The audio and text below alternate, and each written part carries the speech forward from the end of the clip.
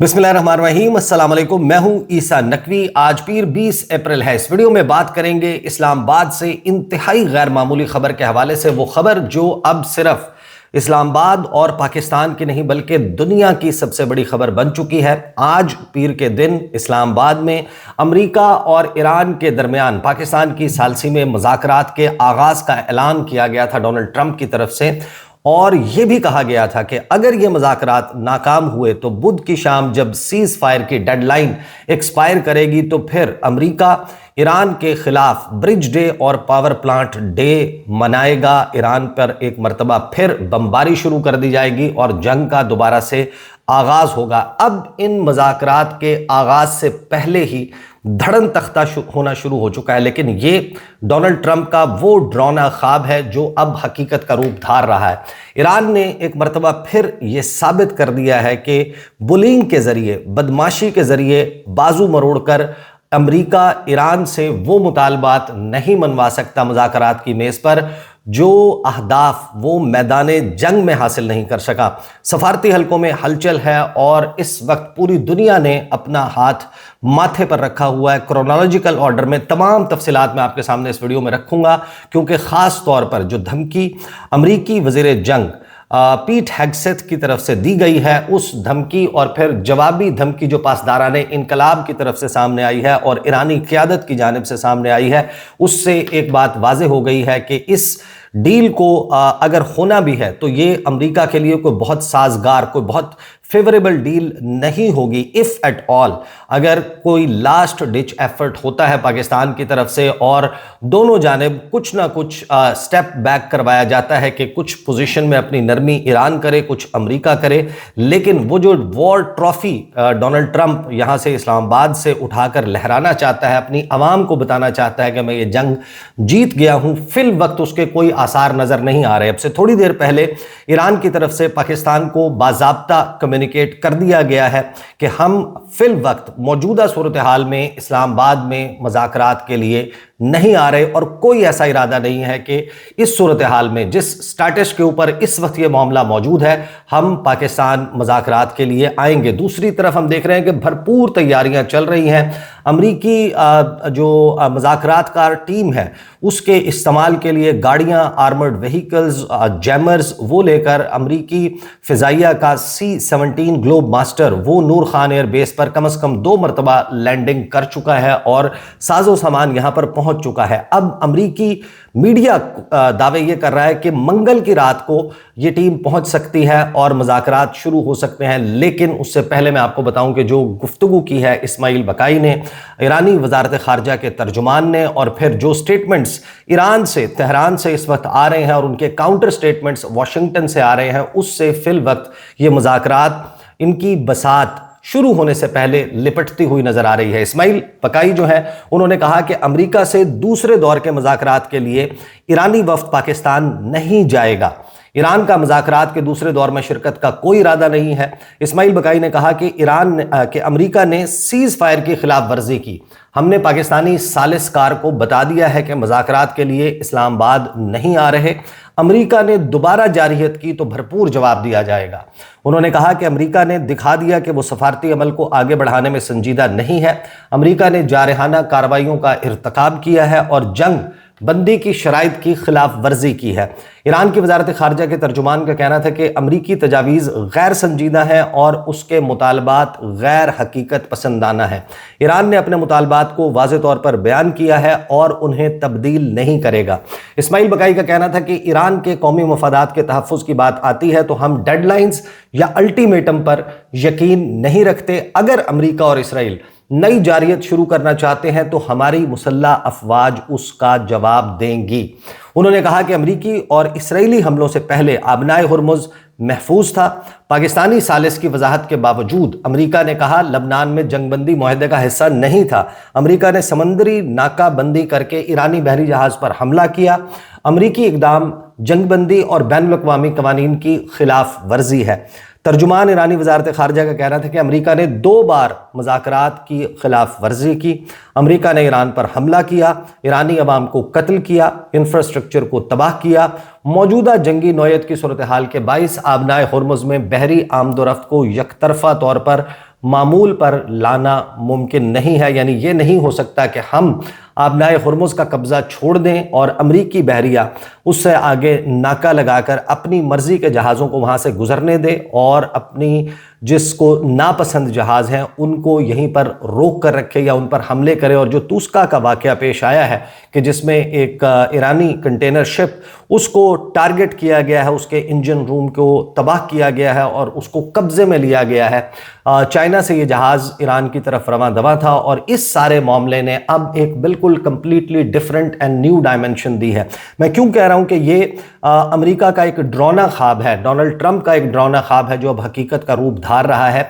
उन्हें वो पुरखतर रास्ता इख्तियार करना होगा अगर अब वो इस जंग में जो अहदाफ बार बार वो क्लियर कर चुके हैं कि हमारा हदफ एक ही है। इससे पहले तो गोल पोस्ट चेंज हो रही थी, बार बार डिफरेंट ओपिनियन दिए जा रहे थे कि नहीं, इस जंग के शुरू करने का मकसद जो है वो डिकैपिटेशन ऑफ लीडरशिप था, इस जंग के शुरू करने का मकसद इनकलाब इस्लामी का खात्मा था, इस जंग के शुरू करने का मकसद ईरान में रिजीम चेंज था। उस सब को पसे पुश्त डालकर अब अमेरिका बार बार खुद ये ऐलान करके हमने ईरान की न्यूक्लियर साइट्स पर ज़मीन में दफन अफसूदा शुदा यूरेनियम ईरान से बाहर लेकर जानी है। अब एक वाज़े हदफ इस जंग के हवाले से अमेरिका का सामने आ चुका है कि हमने जो एनरिच्ड हाईली एनरिच्ड यूरेनियम है अप टू 60% उसको रिट्रीव करना है फ्रॉम अंडर द ग्राउंड और उसको एक्सकेवेट करके बाहर लेकर जाना है। अब ये काम करना ये कोई बहुत आसान काम नहीं होगा। इसके लिए आपको troops on ground, boots on ground चाहिए और ये करना डोनाल्ड ट्रंप के लिए एक डरावना ख्वाब है। अब बहुत सारे खबर रसां इदारे इस बात को कंफर्म कर रहे हैं कि जब पहला जेट शॉट डाउन हुआ था ईरानी फ़िज़ाइया में अमेरिका का F-35 को जिस वक्त एक हंगामी लैंडिंग करना पड़ी यूएई की एक बेस पर और फिर F-15 ईगल और दीगर जहाज़ तबाह हुए, तो ये वो मौका था कि जिस पे डोनाल्ड ट्रंप सीखपा नज़र आते थे। और सो मच सो कुछ खबर रसां इदारे ये भी दावा कर रहे हैं कि डोनाल्ड ट्रंप की जो मिनट बाय मिनट इनपुट था उसको इग्नोर करके जो एयरमैन को वहां से रिट्रीव करने का ऑपरेशन था उसको कैरी आउट किया गया। अब इस सारे मामले में जो मंजरनामा तब्दील हो रहा है, मैं आपके सामने अमरीकी वज़ीर जंग की गुफ्तगू भी रखता हूं कि एक वाज़े पैगाम पासदाराने इनकलाब को दिया गया, लेकिन दूसरी तरफ जो जवाब आ रहा है उस जवाब का मतलब यही है कि बुलिंग के ज़रिए, बदमाशी के ज़रिए बाजू मरोड़कर ईरान से अपनी बात नहीं मनवाई जा सकेगी। ईरानी सफ़ीर जो हैं उन्होंने अब से थोड़ी देर पहले पाकिस्तान में जो ईरान के सफ़ीर हैं उन्होंने ये बयान दिया है कि ईरान को धमका कर गैर मंतकी मुतालबात पूरे करने पर मजबूर नहीं किया जा सकता। उन्होंने एक ट्वीट किया, उन्होंने लिखा, you can not keep violating the international law, double down on your blockade, threaten Iran with further war crimes, insist on unreasonable demands, pace out with rhetorics and pretend to be pursuing diplomacy। कि आप ये नहीं कर सकते कि आप कहें कि आप सफारतकारी जो है उसका रास्ता अपना रहे हैं और दूसरी तरफ आपका हर एक्शन, हर इकदाम बैनुल-अक़वामी कवानीन की खिलाफ वर्जी भी हो और इस सीज़ फायर के हवाले से जो कंडीशंस तय हुई थी, जो शराइत तय हुई थी, उनकी भी वायलेशन हो रही हो। और ये ख़ास तौर पर जो टैंकर तुस्का इसको कब्ज़े में लिया गया है, इससे मामला बहुत ज़्यादा बिगड़ गया और इसी वजह से राब्ता होता है शहबाज शरीफ और सदर मसूद पज़ेश्कियान के दरमियान। उसके हवाले से जो प्रेस रिलीज जारी की गई है उसके मुताबिक लगभग 45 मिनट का डिस्कशन हुआ है मसूद पज़ेश्कियान और शहबाज शरीफ के दरमियान। और जाहिर है कि इसका वाहिद मकसद यही था कि पाकिस्तान अब फायर फाइटिंग करना शुरू हो चुका है। यहाँ पर इस्लामाबाद में, रावलपिंडी में कारोबार ज़िंदगी मुअत्तल है, तकरीबन ठप हो गया है। स्कूल्स जिस रूटीन के मुताबिक चलते हैं नहीं चल रहे। जो अहम तरीन दफातर हैं रेड जोन में उन पे वर्क फ्रॉम होम जो है उसका इतलाक कर दिया गया है। इस्लामाबाद की जानिब जाने वाले तकरीबन तमाम रास्ते उनसे ट्रैफिक मामूल के मुताबिक नहीं गुजर रही, सिर्फ एक लेन खोली गई है और एक एक सड़क पर आपको मल्टीपल नाके नज़र आते हैं।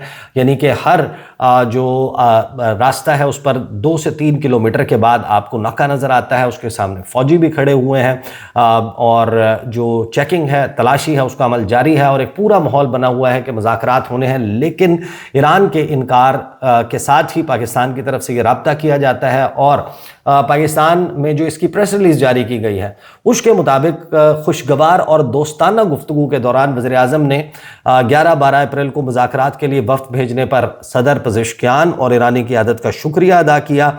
ईरानी सदर को सऊदी अरब, कतर और तुर्की समेत मुख्तलिफ आलमी रहनुमाओं के साथ जो हालिया मुलाकातें हुई हैं, टेलीफोनिक कन्वर्सेशन हुई है, उससे भी आगाह किया और कहा कि पाकिस्तान दोस्त ममालिक के ताउन से खित्ते में अमन व इस्तेहकाम के फ़रोग़ के लिए मुखलिसाना और संजीदा कोशिशें जारी रखेगा। टेलीफोनिक गुफ्तगू में वज़ीर-ए-आज़म ने ईरानी सुप्रीम लीडर आयतुल्लाह मुज्तबा ख़ामनाई के लिए नेक तमन्नाओं का इजहार भी किया और ईरानी सदर मसूद पज़ेश्कियान ने अमन की कोशिशों में पाकिस्तान के मजबूत अज़्म पर वज़ीर-ए-आज़म और फील्ड मार्शल का शुक्रिया अदा किया और कहा कि ईरान और पाकिस्तान के दरमियान ताल्लुकात आने वाले दिनों में मज़ीद मुस्तहकम होंगे। लेकिन दूसरी तरफ जो ईरानी फॉरेन मिनिस्ट्री है वो बड़े वाज़ेह तौर पर यह कह रही है कि अमरीका मुज़ाकरात के अमल में संजीदा नहीं है, कौमी मफादात के तहफ़्फ़ुज़ के लिए डेडलाइंस पर यकीन नहीं रखते। और साथ में हम देखते हैं कि सेंटकॉम जो है वो ईरानी जहाज़ के ऊपर कब्जे की वीडियो जारी करता है जिसको ईरान की तरफ से एक आर्म्ड पायरेसी यानी मुसल्ला बहरी कज़ाकी के साथ तशबीह जो है इसको दी जा रही है। लेकिन जो दो संगीन धमकियों का तबादला हुआ है, एक जो पीट हेग्सेथ ने गुफ्तगू की है और उस गुफ्तगू के जवाब में ईरानी फ़ौज ने जो ऐलान किया है, ये दोनों वो मामलात हैं जिससे बड़ा वाज़ेह है कि if at all Iranian delegation वो इस्लामाबाद आएगा इन मुज़ाकरात के लिए तो उसके लिए अब मज़ीद कुछ सख्त और कड़ी शराइत होंगी। अगर वो कबूल नहीं की जाती तो ईरानियन डेलीगेशन पाकिस्तान ट्रैवल नहीं करेगा। तो जिसे कहते हैं कि वक्त कम है, मुकाबला सख्त है। अगले 24 से 36 घंटे बहुत ही इंपॉर्टेंट होंगे। मंगल की रात तक अगर पाकिस्तान ईरान को कायल करने में, अमेरिका को कायल करने में कामयाब नहीं होता तो उस सूरत में मुज़ाकरात के लिए कोई टीम यहाँ नहीं पहुँचेगी and Wednesday becomes very important कि जब सीज़ फायर की डेडलाइन जो है वो एक्सपायर हो रही है और उस सूरत में ईरान के ऊपर हमला करना और ना करना अमेरिका के लिए, डोनाल्ड ट्रंप के लिए एक मुअम्मा बन जाएगा। जंग दोबारा शुरू हुई, ईरान को दोबारा से मुज़ाकरात की मेज़ पर लाना इंतहाई मुश्किल हो जाएगा और फिर उसके बाद मामला वही होगा कि कब्र एक है और मुर्दे दो। आपको ऑल आउट जाना पड़ेगा। जिन मकासद का आप कह रहे हैं वो अचीव नहीं हो पाए। अगर 40 रोज़ा जंग में ईरान में वहाँ पर जो एक माइनॉरिटी मौजूद है, अगरचे साइजेबल मिनॉरिटी है, जो ज़िद्दे इनकलाब है, जो इनकलाब इस्लामी और जो करंट निज़ाम है या रजीम है उसको उससे मुतनफ़िर है या उसको पसंद नहीं करती, वो नहीं उठी, उसने कंट्रोल नहीं लिया, उसने अंदर कोई ऐसी गड़बड़ या सूरत हाल पैदा नहीं की जो ईरानी रजीम के लिए कोई बहुत बड़ी मुश्किल खड़ी कर सकती। तो अगर पहले 40 दिन में नहीं हुआ तो अगले 40 दिन में भी नहीं हो पाएगा। और अगर ये नहीं होता तो उस सूरत में उन अहदाफ के हुसूल के लिए आपको ईरान की सरजमीन पर उतरना पड़ेगा, जो इस वक्त डोनाल्ड ट्रंप का अमेरिका का बिगेस्ट नाइटमेयर है, क्योंकि इस जंग में उसको अक़वाम आलम की हिमायत हासिल नहीं है। उसके अहम तरीन इत्तेहादी उससे पीछे हट चुके हैं और इस वक्त वाज़े तौर पर रोमन कैथोलिक चर्च की डोनाल्ड ट्रंप के साथ, उसकी इंतज़ामिया के साथ, पोप लियो की जो उस कन्वर्सेशंस आ रही हैं जिस पर मैं सेपरेटली बात करूंगा वीडियो में, they are a great cause of concern. जो इस वक्त सूरत हाल पैदा हो गई है कि इसको एक मजहबी जंग बनाकर जिस तरीके से मुसल्लत किया जा रहा था, जो 70% ईसाई फौज है अमेरिका की, उसको जो पैगाम गया है रोमन कैथोलिक चर्च की तरफ से, वो इस जंग में एक बड़ा सेटबैक है अमेरिकी सदर डोनाल्ड ट्रंप के लिए। क्या कहा पीट हेग्सेथ ने, जरा सुनिए। Start with a message to Iran's military leadership, to the KH leadership and IRGC leadership. We're watching you. Our capabilities are not the same, our military and yours. Remember, this is not a fair fight. And we know what military assets you are moving and where you are moving them to. While you are digging out, which is exactly what you're doing, digging out of bombed out and devastated facilities, we are only getting stronger. You are digging out your remaining launchers and missiles with no ability to replace them. You have no defense industry, no ability to replenish your offensive or defensive capabilities. You only have what you have. You know that, and we know that. You can move things around, but you can't actually rebuild. You can dig out for now, but you can't reconstitute. But we can.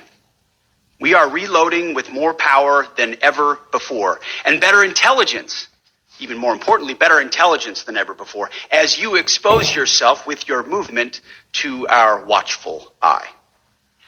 We are locked and loaded on your critical dual-use infrastructure, on your remaining power generation, and on your energy industry. We'd rather not have to do it, but we're ready to go at the command of our president and at the push of a button. मैंने तो कम से कम अपने 21 साल से ज़ायद का जो सहाफ़ती career है उसमें यही सीखा है कि जब किसी भी पॉलिटिकल ऑफिस होल्डर या इवन जो मुख्तलिफ वजारतें हैं उनके तर्जुमान जब वो गुफ्तगू करते हैं और जो उनके ओपनिंग रिमार्क्स होते हैं और उसमें जो रिटन स्पीच होती है या जो रिटन रिमार्क्स होते हैं, they are always very important. जो सवाल का जवाब है, ऑफ द कफ रिमार्क्स हैं, सियासी गुफ्तगू है, वो बिल्कुल डिफरेंट कॉनोटेशन होती है, उसका मतलब मुख्तलिफ होता है। लेकिन जब आपके सामने एक लिखी हुई तहरीर मौजूद हो और आप उसको देख कर पढ़ रहे हो तो ये एक बड़ा ही वेल ड्राफ्टेड एक पैगाम होता है जो एक सर्टन मकसद के हसूल के लिए दिया जाता है। जो गुफ्तगू पीट हेग्सेथ ने की, इसका बड़ा वाज़ेह मतलब यह है कि ये डायरेक्ट पैगाम अमरीकी हुक्काम की तरफ से पासदाराने इनकलाब को दिया गया और इसका मकसद ये है कि ये जो मुज़ाकरात हैं इसमें अमरीका जो अपने अहदाफ का हसूल चाहता है उसको मुमकिन बनाया जा सके। लेकिन इसका फिर जो जवाब आया, यानी जो कहा गया पीट हेग्सेथ की तरफ से, पीट हेग्सेथ ने कहा कि मैं ईरान की अस्करी क़यादत को एक पैगाम से आगाज़ करना चाहता हूं जो पिंजरे में बंद क़यादत है और पासदाराने इनकलाब की क़यादत। हम आपको देख रहे हैं, हमारी सलाहियतें एक जैसी नहीं हैं, हमारी फ़ौज और आपकी फ़ौज, यानी हम बहुत बरतर हैं, आप बहुत कमतर हैं। आप याद रखें ये कोई बराबर की लड़ाई नहीं है और हम जानते हैं कि आप कौन से अस्करी असासे मुंतकिल कर रहे हैं और कहां मुंतकिल कर रहे हैं। ये एक क्लियर इंडिकेशन है कि अमेरिका का जो फोर्सेस का बिल्डअप है इस रीजन में, उसको देखते हुए ईरान बावजूद इसके कि सीज फायर है, they do not see a fair chance के मुज़ाकरात कामयाब होंगे और तैयारी की जा रही है, अपना मिलिट्री साजो सामान रिलोकेट किया जा रहा है, रिट्रीव किया जा रहा है और अपनी सफ बंदियों को दुरुस्त किया जा रहा है। आगे कहते हैं पीट हेग्सेथ कि जब आप खुदाई कर रहे हैं, जो कि बिल्कुल वही है जो आप कर रहे हैं, बमबारी से तबाहशुदा और तबाह हाल तनसीबात से बाहर निकलने के लिए खुदाई, हम सिर्फ मजबूत तर हो रहे हैं। आप अपने बकिया लॉन्चरों और मिसाइलों को बाहर निकालने के लिए खुदाई कर रहे हैं जिन्हें तब्दील करने की कोई सलाहियत आपके पास नहीं है। आपके पास कोई दिफाई सनत नहीं है, अपनी जारहाना या दिफाई सलाहियतों को दोबारा भरने की कोई सलाहियत नहीं है। आपके पास सिर्फ वही है जो इस वक्त मौजूद है। आप ये जानते हैं और हम ये जानते हैं, आप चीज़ों को इधर उधर मुंतकिल कर सकते हैं लेकिन आप दर हकीकत दोबारा तामीर नहीं कर सकते। और इससे पहले पासदाराने इनकलाब ने कहा था कि we are replenishing our assets very fast, और साथ में एक बहुत ही इंटरेस्टिंग दावा किया गया है पासदाराने इनकलाब की तरफ से कि अब अगर जंग दोबारा शुरू हुई तो हम आपको सरप्राइज करेंगे कि ये जो वक्फा था सीज फायर का, इस दौरान हमने कुछ नया बनाया है और जो जंग होती है तो हम वो नए हथियार जो है वो इस्तेमाल करेंगे। अब ये तो तभी साबित होगा कि जब मैदान जंग दोबारा सज जाए, दोबारा लड़ाई हो, तो ईरान अगर इस किस्म का कोई असलहा इस्तेमाल करता है जो इससे पहले जितनी भी लड़ाइयाँ और जंगें हुई ईरान ने इस्तेमाल नहीं किया, तो that would be very very surprising for the world. क्योंकि डोनाल्ड ट्रंप ने कहा कि मैंने तो सब कुछ तबाह कर दिया है, पीट हेग्सेथ भी जो यही बात कर रहे हैं, लेकिन ईरान ऐसा क्या करता है ये आने वाले वक्त में देखना होगा। आगे पीट हेग्सेथ कहते हैं कि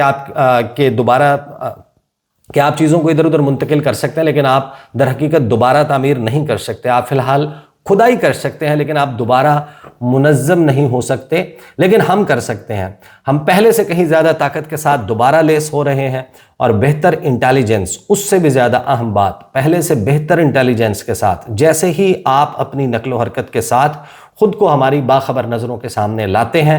हम आपके अहम दोहरे इस्तेमाल के बुनियादी ढांचे यानी डुअल यूज़ के बुनियादी ढांचे आपके बकिया बिजली की पैदावार और आपकी तवानाई की सनत पर पूरी तरह तैयार यानी लॉक्ड एंड लोडेड है। हम ऐसा नहीं करना चाहते, लेकिन हम अपने सदर के हुक्म पर और एक बटन दबाने पर कार्रवाई के लिए तैयार है। ये वो गुफ्तगू है जिस गुफ्तगू का बड़ा वाज़ेह मतलब ये है कि इसको ये मत समझिए कि अब peace is just around the corner. Actually war is just around the corner. It's a matter of time. अगर अमेरिका जो है वो अपनी जिद जारी रखता है, जिन मुतालबात को लेकर वो उतरा है कि अब सूदा यूरेनियम मैं अमेरिका लेकर जाऊंगा, तो फिर ये मामला आगे नहीं बढ़ने लगा, क्योंकि ईरानी फौज है उसने बहरी जहाज़ पर जो अमरीकी हमला है उसका बहुत जल्द जवाब देने का ऐलान किया। और सिर्फ ये कहा जा रहा है कि इसमें जो इंतज़ार किया जा रहा है वो सिर्फ इस बुनियाद पर कि जहाज़ के जो अमला है उसकी फैमिलीज़ वो हर्ट ना हो, क्योंकि ये कहा जा रहा है कि इस पर कुछ फैमिलीज़ जो है वो भी मौजूद थीं। और अब ये जो भरपूर किस्म के जवाब का ऐलान किया है, इसके फ़ौरन ही बाद जो इस्माइल बकाई हैं उन्होंने एक मरतबा फिर गुफ्तगू की है और उन्होंने कहा कि transfer of enriched uranium abroad out of question, कि ये तो हो सकता है कि हम उसको डाइल्यूट करें, हम उसकी तखफीफ करें खुद अपने हाथों से, लेकिन ये हो कि आप हमारी सरजमीन पर आएँ, यहाँ से हमारी एनरिच की हुई यूरेनियम उठाकर अपने पास ले जाएं, उसको एक वॉर ट्रॉफी के तौर पर, एक तमगे के तौर पर कि हम ये जीत कर लाए हैं ईरान से, हम आपको ऐसा नहीं करने देंगे। तो ये इस वक्त माहौल बन चुका है और धड़न तख्ता होता हुआ दिखाई दे रहा है मुज़ाकरात का। डोनाल्ड ट्रंप के लिए ये एक डौना ख्वाब होगा। सफारती हलकों में भी हलचल है। स्टॉक एक्सचेंज आप देखेंगे कि अगर ये मामला नहीं दुरुस्त होता तो जो इकोनॉमिक कॉस्ट है इस जंग की अब पहले से ज़्यादा होगी, ज़्यादा भयानक, ज़्यादा खौफनाक और ज़्यादा ख़तरनाक होगी इसके इम्पैक्ट, क्योंकि अब पूरी दुनिया इस जंग के 40 रोज़ा एक्टिव वॉर और लगभग 2 हफ्तों का जो सीज़ फायर है, इस तमाम वक्त के दौरान दुनिया जिस इकोनॉमिक क्रंच से गुजर चुकी है। तो इसका मतलब यह है कि जो आपकी जेब में पड़ा होता है आप वो खर्च कर चुके हैं और अब जिस वक्त आप हाथ फैलाने की सूरत हाल पर आ चुके हैं, अगर आपको एक और झटका लगता है तो जंग अगर अब दोबारा शुरू हुई तो पहले से ज़्यादा भयानक और खौफनाक और ख़तरनाक इस वजह से होगी कि ईरान भी ऑल आउट जाएगा। रीजन में बहुत सारे ममालिक के ख़िलाफ़ हो सकता है कि पाकिस्तान की इंटरवेंशन के बाद सऊदी अरब के तरफ उस तरीके से मामला ना हो, लेकिन ईरान के ऊपर होने वाले हमले जो हैं वो भी शायद पहले से भरपूर होंगे। These are the details. अगली वीडियो में मुलाकात होगी। इजाज़त दीजिए। अल्लाह हाफ़िज़।